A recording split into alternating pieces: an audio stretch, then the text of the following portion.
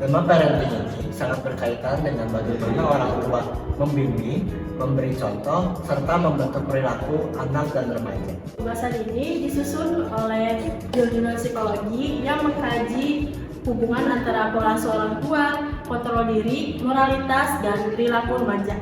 Untuk itu, mari kita lihat fenomena yang sering dihadapi oleh orang tua di kehidupan sehari-hari. Ayah bunda, pernah nggak sih merasa bingung ketika anak sudah sulit dikendalikan? Seperti mudah marah, impulsif, melanggar aturan, atau mungkin berani melawan orang tua. Menurut PKRON tahun 2012, kenalkan remaja banyak dijadikan sebagai landasan untuk membuat prediksi tentang perilaku di masa yang akan datang. Ketika berada pada masa dewasa, kejahatan yang dilakukan orang dewasa merupakan peningkatan karir dan dari catatan kenakalan ketika berada pada usia remaja. Penelitian menunjukkan bahwa pola asuh orang tua punya peran besar dalam membentuk perilaku remaja. Menurut Lee, 2014, dalam Hutahean, keluarga dianggap menjadi lingkungan pertama dan yang paling utama dalam mewujudkan proses-proses pertumbuhan dan perkembangan anak melalui proses pola asuh. Artinya, anak belajar dari kebiasaan yang mereka lihat di rumah dan menjadikannya sebagai acuan perilaku di luar lingkungan keluarga. Lalu, apa yang disebut dengan kontrol diri?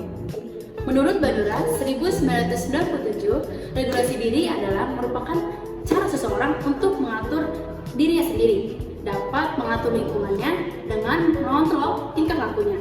Dengan itu, remaja yang memiliki regulasi diri dapat menahan diri, mengendalikan emosi, dan memikirkan konsekuensi sebelum bertindak. Menurut Lori 2011, masa remaja merupakan masa transisional di mana dianggap sebagai masa yang menyeramkan dan masa unrealisable. Seseorang mencari jati dirinya dengan cara menuju kedewasaan. Selain kontrol diri, ada satu aspek lainnya yaitu moralitas. Menurut Hutahean et al. 2020 menjelaskan bahwa moralitas mencakup nilai kejujuran, tanggung jawab, empati, serta kemampuan membedakan benar dan salah. Jika nilai moral tidak ditanamkan sejak dini melalui pola asuh, maka remaja akan kesulitan menerapkannya dalam kehidupan sosial. Jadi, pola asuh bukan hanya mendidik anak agar supaya patuh. Menurut Uprikat 2013, dalam Hutahean, pola asuh yang buruk dapat merupakan kontrol diri dan moralitas remaja. Keduanya kemudian berperan sebagai penghubung yang menjelaskan mengapa pola asuh buruk bisa berujung pada penolakan remaja. Lalu, apa saja faktor yang mempengaruhi terbentuknya kontrol diri dan moralitas remaja? Menurut Stanford 2005, pola asuh orang tua berperan dalam pembentukan regulasi diri remaja aktif. Pola asuh yang minim perhatian, pengawasan yang lemah, serta komunikasi yang tidak efektif membuat remaja kesulitan belajar dan mengendalikan diri. Lingkungan sosial dan teman sebaya juga turut mempengaruhi kontrol diri remaja. Jika faktor-faktor ini tidak dikelola dengan baik, risiko munculnya perilaku bermasalah akan semakin besar.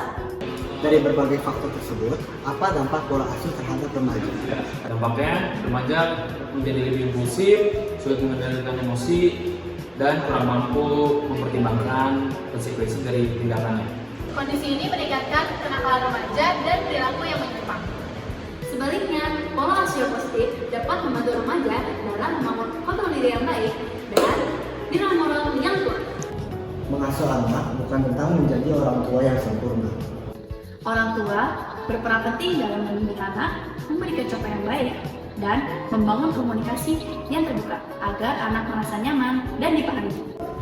Langkah sederhana seperti mendengarkan anak, memberi batasan yang jelas, dan mengajarkan pengelolaan emosi dapat membantu membentuk moralitas dan kontrol diri anak. Karena menurut para peneliti, masa depan remaja sangat dipengaruhi oleh pola asuh hari ini. Terima kasih telah menyimak video kami. Semoga bermanfaat. See you.